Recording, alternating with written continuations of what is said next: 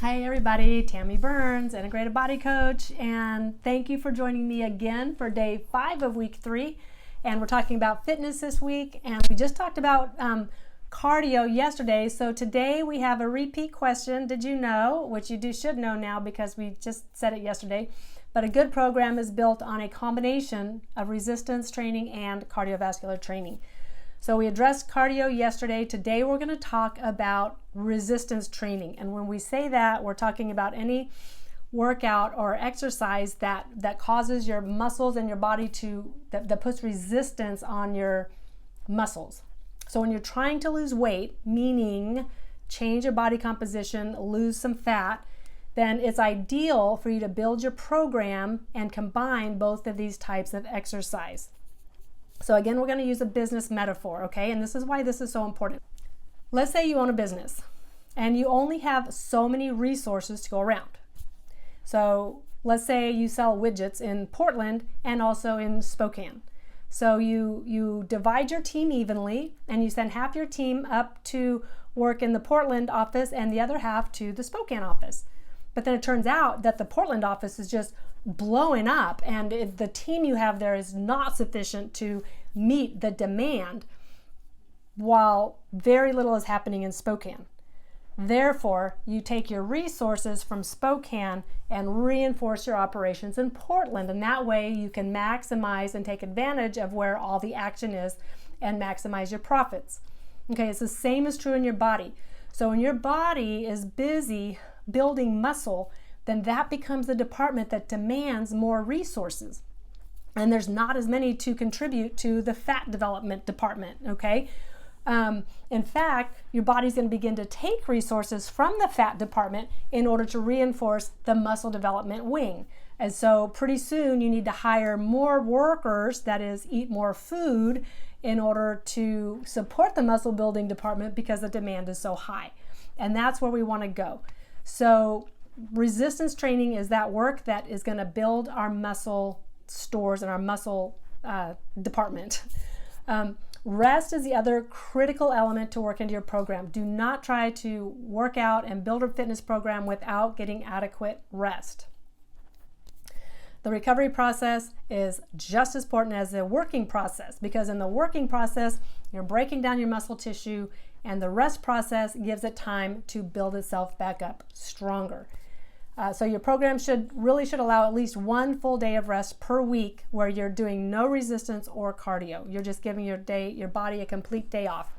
When you begin to overtrain, you're going to work against yourself. You'll get run down, you'll get injuries, you'll get sick, you'll have cortisol increase, which is another inflammatory processes increase, and that all works against your body's ability to maintain health and strength and lean muscle tissue. So definitely count rest as a very important part of your program. So what I'm going to recommend today is that you spend 3 days out of the week doing some kind of cardio workout and 2 or 3 days doing some kind of resistance training. These can be done on the same days. For example, you could do a resistance workout, meaning something with weights or body weight resistance.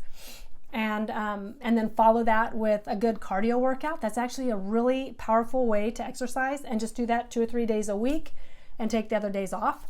Or if time's a factor or you just don't like to work out that much all at once, do 3 days of cardio, let's say Monday, Wednesday, Friday, and fit in your resistance training, maybe Tuesday, Thursday, and 1 day on the weekend. And then taking that 1 day of complete rest. It's really your preference. Definitely, I recommend spreading out your resistance days to at least every other day to give your muscles time to recover.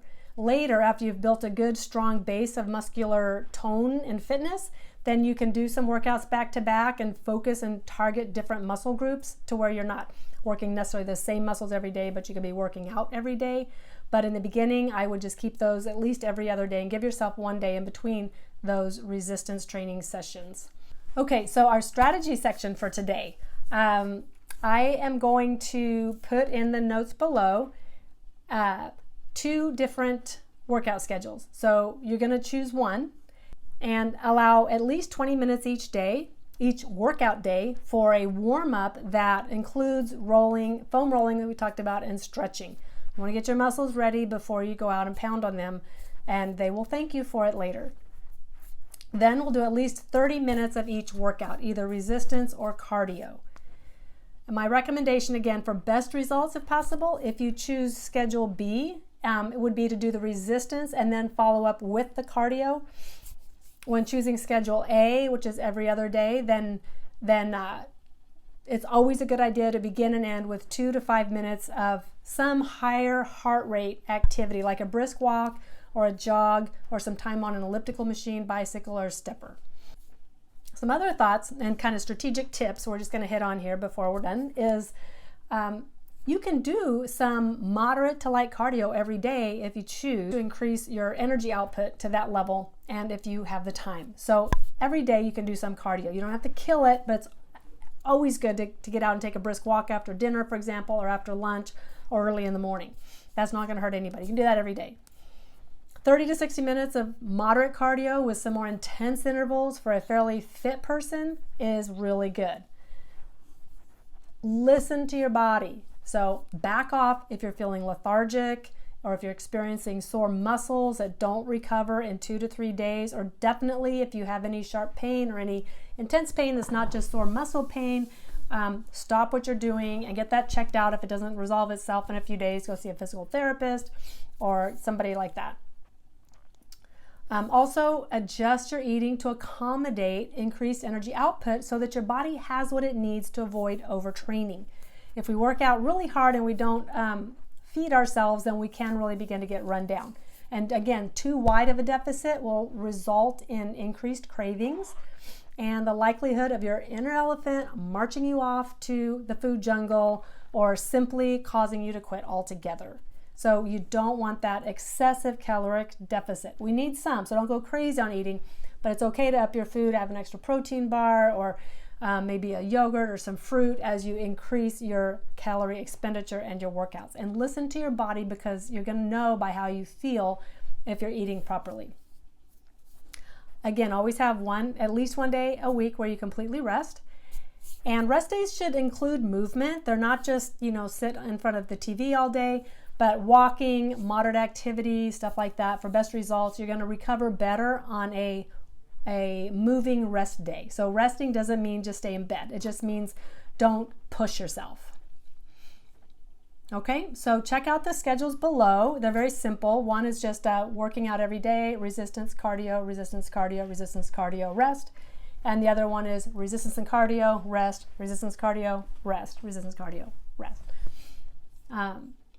So for journaling today, I encourage you to consider what your greatest obstacles are going to be as you incorporate these workouts into your week. What's going to get in your way? Because things will. So it's better to anticipate those. So list them here and then list 1 to 2 solutions to those that you can incorporate when they come up. An example might be childcare. Maybe you want to go to the gym and work out, but you don't have anybody to watch the baby. Well, make arrangements now to have the baby taken care of so you can go work out.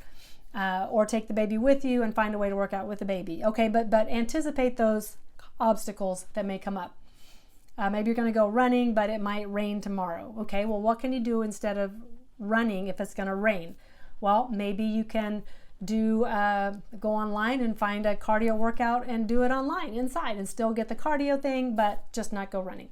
So have that plan. If you have to make the decision in the face of the obstacle, you're much more likely to blow it off. So write those down, anticipate them, write down some backup plans, and I think that we'll find that will help you. And our challenge today is choose a workout plan and put it in your calendar. Don't just say, I'm going to do this. Actually carve out time in your calendar each day to do these workouts. And if you would like tips on specific workouts that you'd like to do, you can do a lot of things. You can go online and you can find workout programs. You can talk to a personal trainer. You can contact me. There's a lot of places that you can find programs to work your body out. Tons of free resources. So if you don't have a budget for a personal trainer, go online and find some of the many, many free resources out there. So with that, I just want to thank you again for hanging with me to this part of the program. And if you like this, go ahead and subscribe. Please subscribe, share, and like the videos. Then I know you're out there. And don't hesitate to make a comment or message me if you would like more information or if you would like to discuss anything in particular.